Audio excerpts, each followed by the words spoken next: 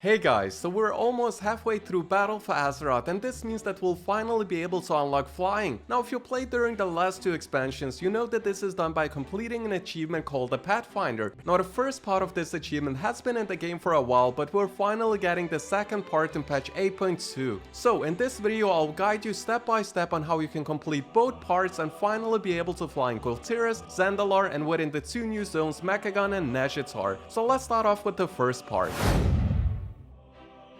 The first part requires you to finish 5 different achievements: the Battle for Azeroth Explorer, the Azetorian Diplomat, Wide World of Quest, the Lowest achievement in Battle for Azeroth, and Ready for War. So let's start off with the first one. The Battle for Azeroth Explorer is probably gonna be the easiest one. Basically you just have to explore all the zones in Kul Tiras and Zandalar, so this shouldn't take you too long to complete.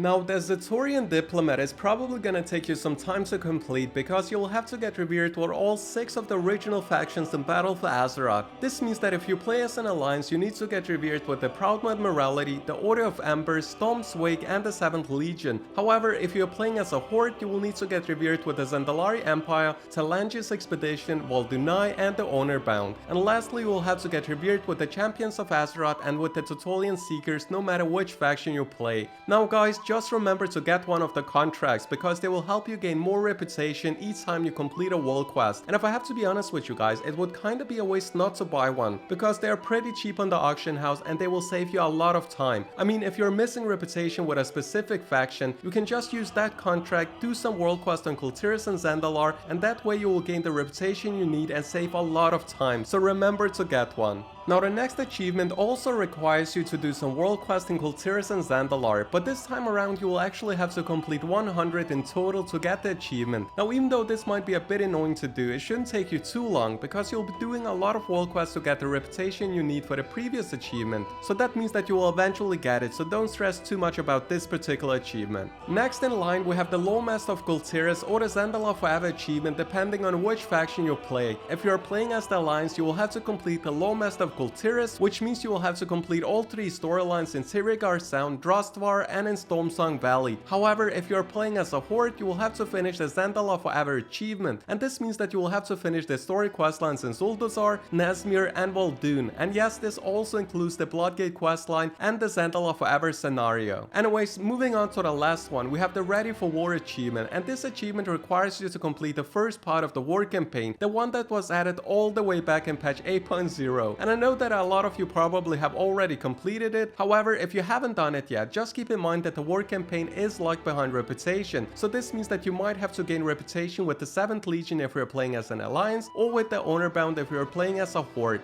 So these are all the steps you need to take to get the first part of the Pathfinder achievement, so let's move along to the second part.